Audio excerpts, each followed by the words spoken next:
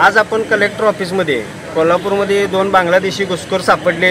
आज सांगलीमध्ये त्यांना जी काय डॉक्युमेंट आहेत, आज आधार कार्ड असू दे, रेशन कार्ड असू दे आणि पॅन कार्ड हे दिलं जाते। त्यापूर्वी पण 21 बांगलादेशी घुसखोर कोल्हापूरमध्ये सापडले होते। ज्या पद्धतीनं शासनानं त्यांच्यावर कारवाई केली पाहिजे ती केली जात नाही आणि गांभीर्याने घेतलं जात नाही।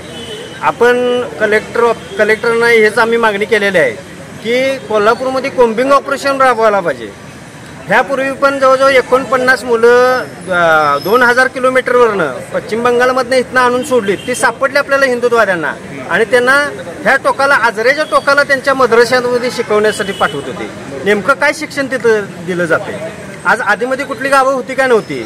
म्हणजे ह्याच्या पाठीमागं एक मोठं षडयंत्र आहे।